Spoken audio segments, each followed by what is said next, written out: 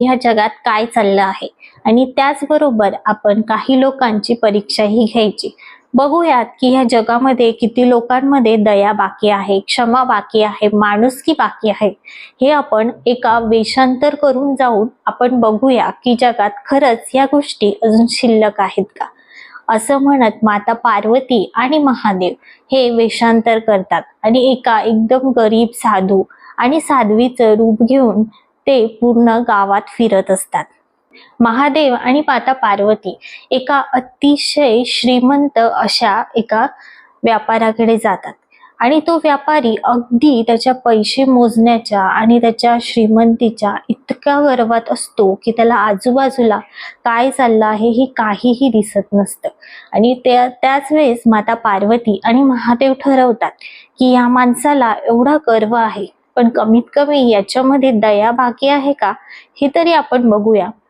याच्यामधील अहंकार जरी वाढला असला तरी थोडीफार दया तर असेलच, असं समजून माता पार्वती आणि महादेव त्या माणसाकडे जातात आणि त्याला विनतात. त्याच्या दारात उभं राहतात आणि त्याच्या सेवकाला म्हणतात की मला तुमच्या महाराजांना भेटायचं आहे आणि आम्हाला थोडंफार जेवायला मिळेल का, असं ते साधू आणि साध्वी त्या सेवकाला विचारतात.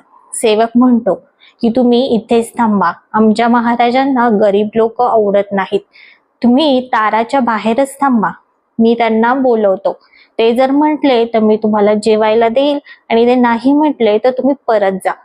असं म्हणून तो सेवक महाराजांकडे जातो आणि त्या महाराजाला म्हणतो की महाराज, बाहेर दारात एक साधू आणि साध्वी खूपच गरीब आहेत, ते आले आहेत, त्यांना भूक लागली, त्यांना जेवायला देऊ का.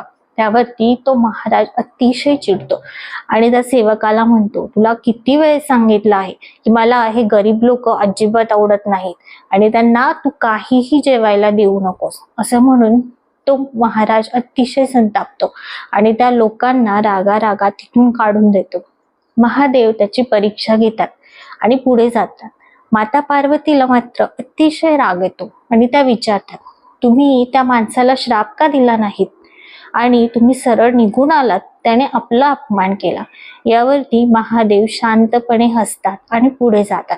पुढे गेल्यानंतर वाटेत त्यांना एक गरीब झोपडीत म्हातारी दिसते आणि ती तिच्या गायीची सेवा करत असते, गायीचं दूध काढत असते.